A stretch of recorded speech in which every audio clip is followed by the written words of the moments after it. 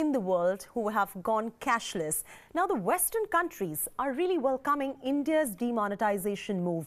Most of the experts that I've been talking to all day believe that eliminating black money will bring back transparency and strengthen the economy.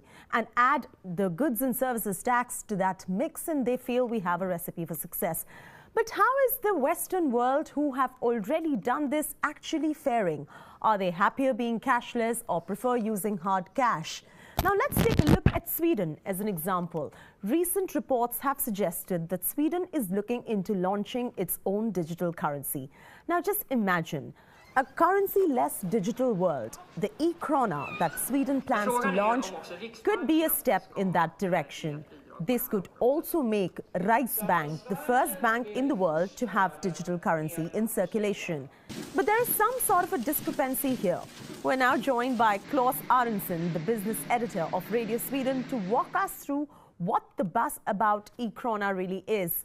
We are also going to bring in our other panelists in a bit. For now, we've got Dr.Suyash, who is a renowned Indian economist. And very shortly, we will also be joined by Jasper Reed, who is the managing director of IMM, to help us understand what this international cashless economies are really all about.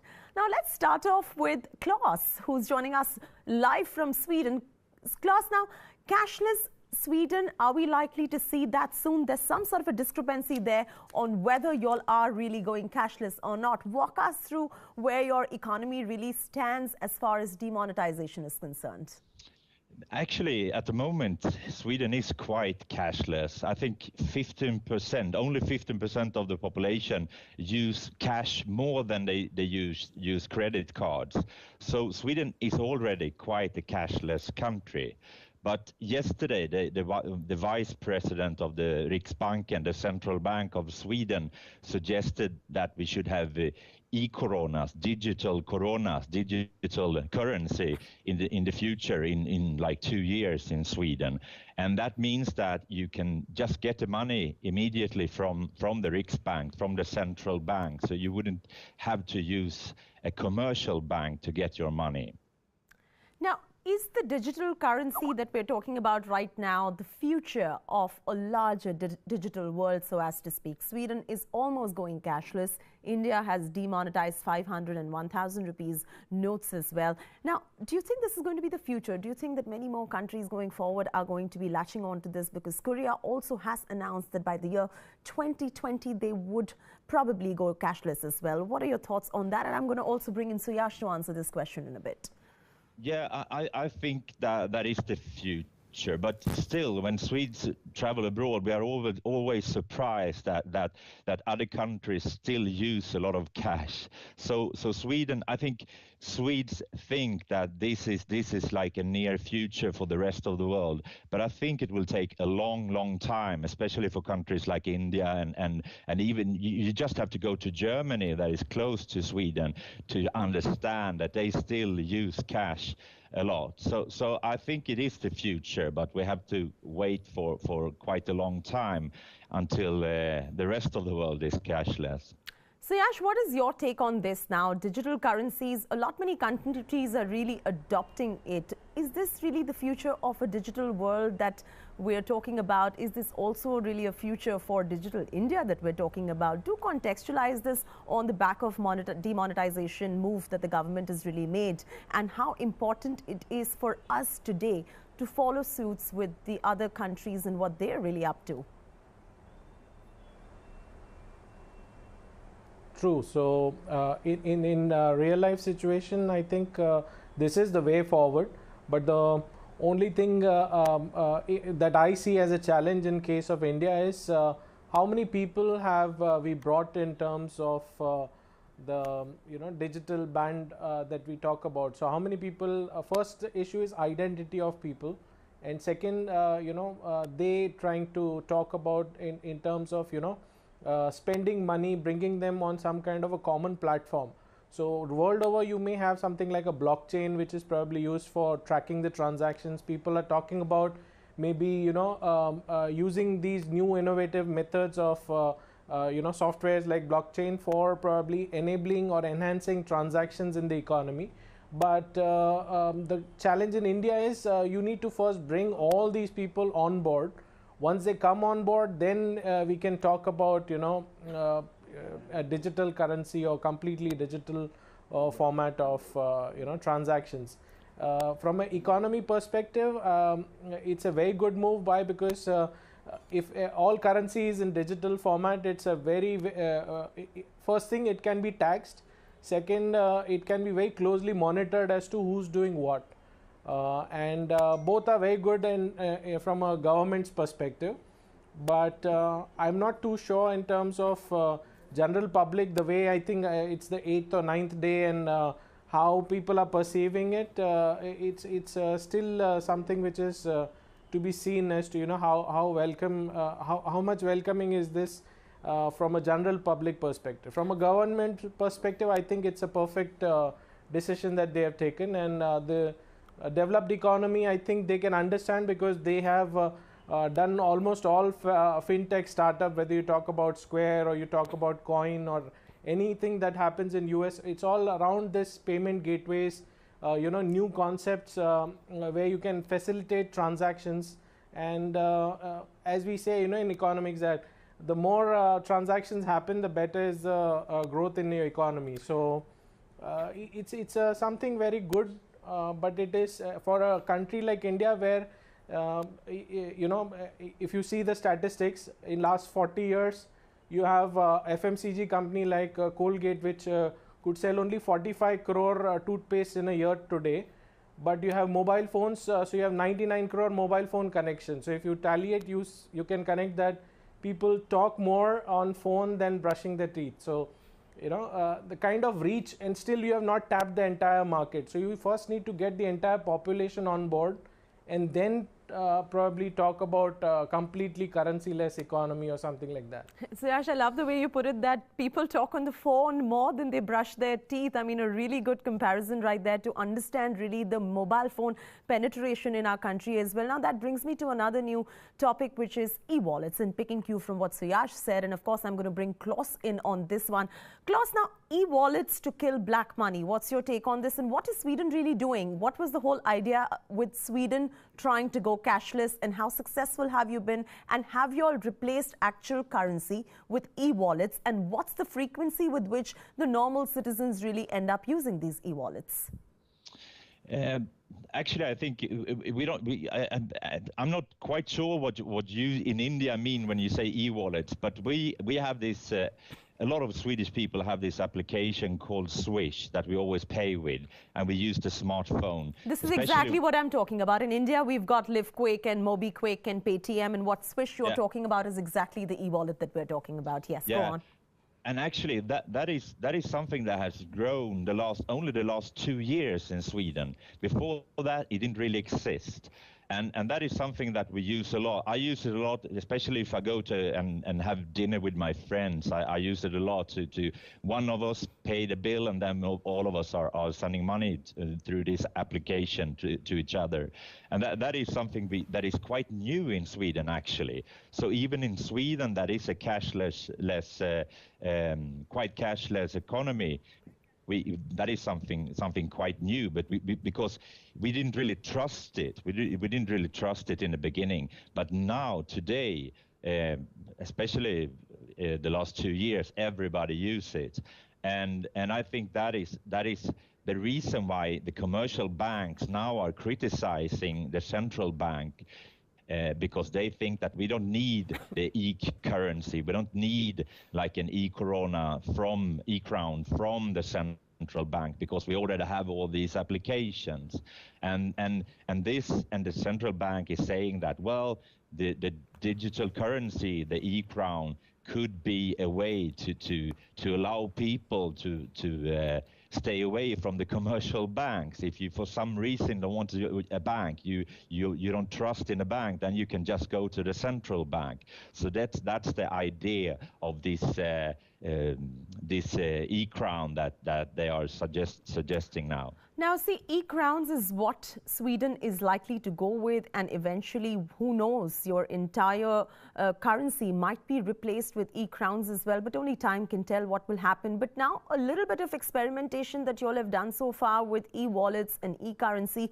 Have you all faced any kind of practical, any kind of legal, or some sort of technical issues by going cashless? What is the problems that you as a country are now encountering? Because that's something that we're going to pick cue from for our Indian economy as well, because you know, we've announced demonetization, and if has been successful, there's no reason for India to not be successful. Yeah, actually, I think it has been a success, the e-wallet, or the Swish as we call it. And the reason why it has been a success is that we only have one application for it. So all the big banks, they have gone together to make this application. So you use the same application for every bank. And that I think, I don't know what the plan is in India at the moment, but I think that is one of the reasons why it works so well, that we all trust this one application. And actually, I haven't seen any major child diseases from this application. It has worked very well, and I think the people are adapting to it in quite a high speed. And no kind of technical issues there that, you know, you're trying to make a transaction and your e-wallet crashes, and then what do you do because you're not using currency anymore? So any kind of inconvenience or any practical issues that you all are facing with e-wallets at this point of time? I think we not with the e-wallets, and I haven't seen any frauds coming from it. But of course, we had a lot of problems with the credit cards. We have seen a lot of frauds. I think all Swedes, in one point of time, have had problem with losing money from your credit card. I don't know what you call it in English, but it's skimming. Like it's like they hack your credit card and take your money from it. So I think that has been a problem for a lot of people, but the banks are always paying you back the money, because this is great business for the banks to have the credit cards and the Swish application, because they earn more money from it. So actually for the banks, it's really important that this works. And the banks have been talking about this application for many years, but only a couple of years ago they started with this e-wallet. And I think the reason why they waited so long is that they didn't want to have big problems with it from the beginning, because then everybody would say bad things about this application. And now I actually think people in Sweden are quite happy with it, and we use it a lot. We also have Jasper Reed, who is patched on with us. He's the head of IMM right here. And we have Suyash Bhatt, who's the leading economist. And of course, we're talking to Klaus Aronson. Now, Klaus, staying with what you just spoke about, of course, you highlighted the disadvantages of going digital as well, with the kind of credit cards fraud that you all have been seeing. But at the same time, the e-wallets really are working out for you. Now, should digital currency be completely used to complement the existing currency system, or do you think that it can absolutely replace? And it's very important because there's a huge difference between the two. One school of thought says, let's replace all the currency we have and go completely digital. Now, does that work? You all will have to tell us on the basis of what kind of success Sweden has seen. And the other thing is that you bring it in parts and show it as a replacement to the existing currency that we're using. What's your take on this, Klaus? Yeah, I think in Sweden we'll go cashless in the future. I think it actually will replace the paper money. So we will use the digital currency. But what the central bank is talking about now is going one step further and avoiding the banks, and that I think will just be a complement to the existing system. I don't think that many people will actually get the e-crown or the e-currency immediately from the central bank. But I think in the future, in like 10 years or something, it's very possible that Sweden could be a totally cashless society. and that would of course, even in Sweden, even we have this the black market, or what you call it, with people that doesn't get their wages from proper companies and wants to avoid tax. Even we have a lot of that. So that will be a big change in Sweden as well. So going cashless in Sweden would still be a big thing. And as I said, 15% of the population is still using cash more than credit cards. So we have quite a way to go still. All right, so now I'm going to bring in Jasper now, because we've just got Jasper joining into this discussion, and I'm going to come back to you, Klaus, on this one. Jasper, you've been listening to the conversation halfway through this, but I'm guessing you've got a sense of what we're talking about. You think countries like Sweden and other European nations and the Western world will show a way forward to a cashless or a semi-cashless global economy? What's your take on this? Well, good evening, Chasey. I think while I admire the cash-free evangelism of our Swedish friends, I'm a bit more sceptical. I think monogamy in currency is rather risky. The point's been made by other panelists around fraud. I think that's the biggest underlying issue with having a single platform and a single approach. And look, in the end, this won't be for everyone. If I look at where we come from in the UK, which is a rural environment, people are super uncomfortable with digital in its various forms. And in the UK, we've seen things like the Totnes pound, which itself is a rejection of digital. And I think there's an interesting thing here, because while this is all technologically, I'm sure, plausible, I wonder if in time there'll be a backlash against this as a form of sort of central control. And I think there's a lot of issues around abuse of the system. So I'm not for monogamy in terms of payment systems. So that also brings me to another pertinent question. And Klaus, this goes out to you because I know you want to leave early. Is digital currency the way forward for an increasingly digitalizing world today? I mean, Jasper just said that he does not propose this monogamy of sorts of going absolutely digital. You all have tried it in part. What's your take on it? 100% digital or not? What's your personal take on this? Yeah, I'm actually not for 100% digital, because I think that could be problematic in some situations. But I think we should go close to that in the future, because it's very comfortable to stay away from cash, and I think it's a good thing for a society. All right, Klaus, thank you so much. We leave it at that. Klaus Aronson there joining us from Sweden. Unfortunately, he had to leave, but we are going to be continuing our discussion with the other panelists, Jasper Reed, and of course, we've got Suyash Bhatt, who's a leading economist, who joins us on this discussion. Suyash, you were listening to what Jasper and what Klaus had to say about a completely digitalized economy. Now, I'm going to come to you. You've been tracking global economies for many years. Now, what do you think are the practical, legal and technical impediments of any country, for that matter, going cashless, and especially an emerging market like India or the rest of the emerging markets in South Asia as well, when they plan to go cashless? What are the problems that they could really encounter?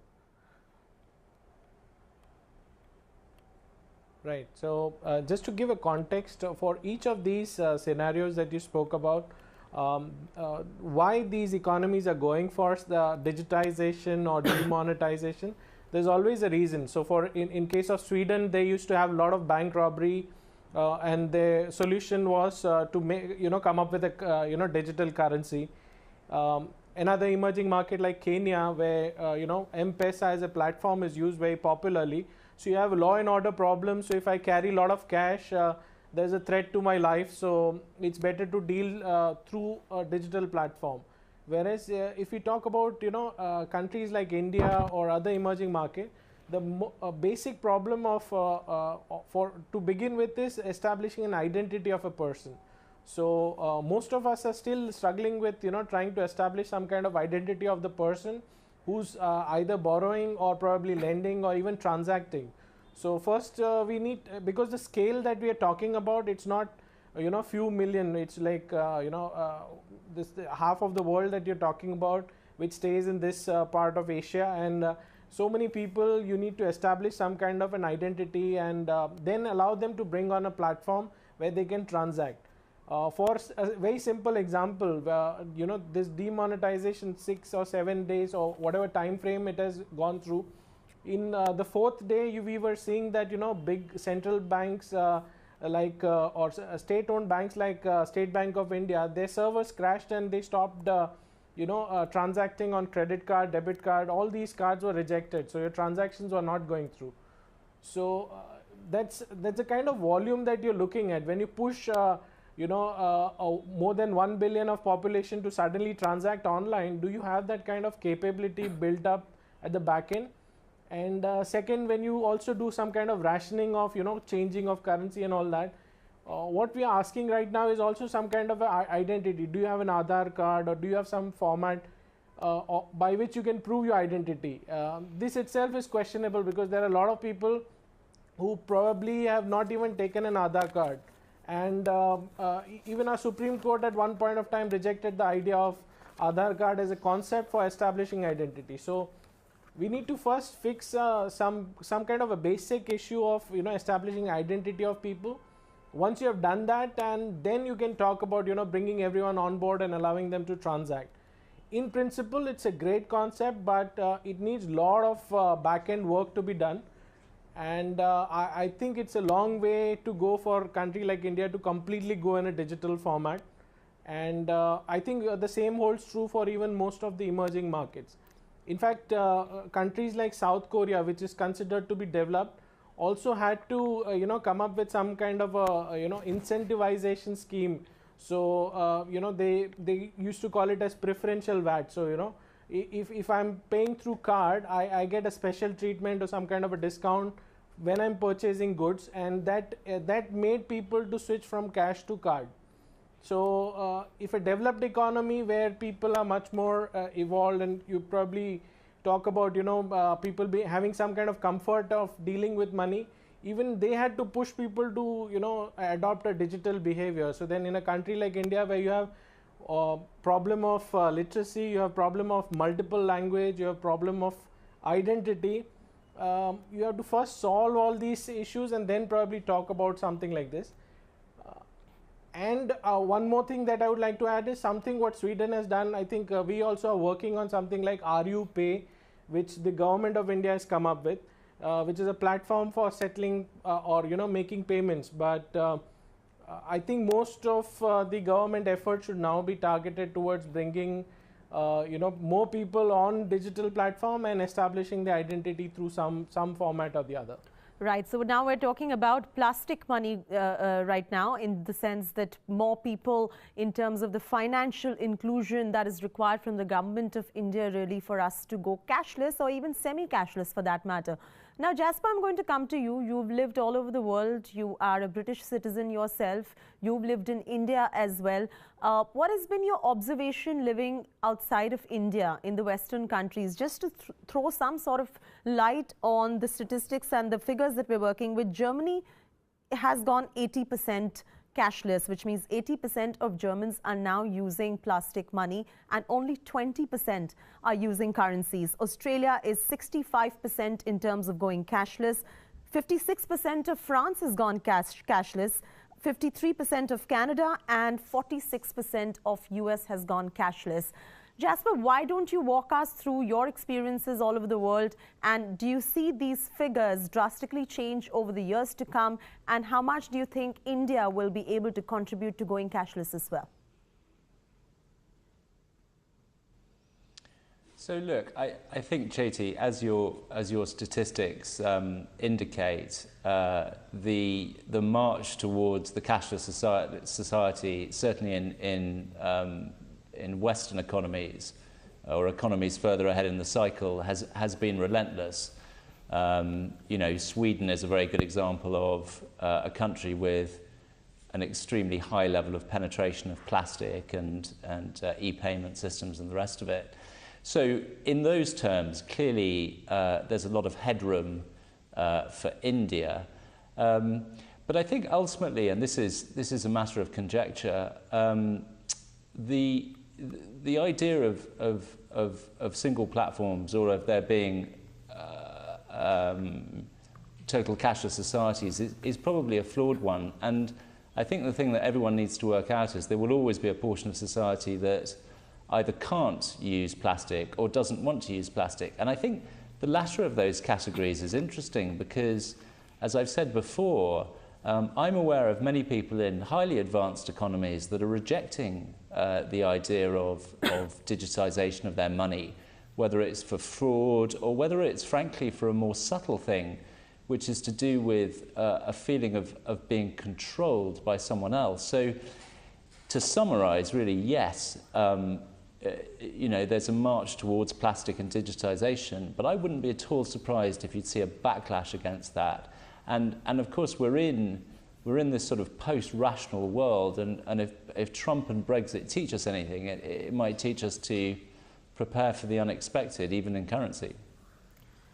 All right, Jasper and Suyash, stay with us. We're going to take a short break now, but you know, before we take that break, I would like to highlight what's coming up on the other side of this break. Now, there are a lot of local currencies across the world. You've got the Totnes pound in Devon in England, you've got the Chiemgauer in Rosenheim in Germany, and many more such local currencies, which experts feel really strengthen the economy. Now, these are parallel currencies that operate with the actual currency market as well. We're going to throw some light and get some interesting insights on that. And also, we did a demonetization move back in the year 1978, and apparently it did not really hurt us that much. Let's find out from our panelists on the other side the implications of that. Stay with us on Beyond.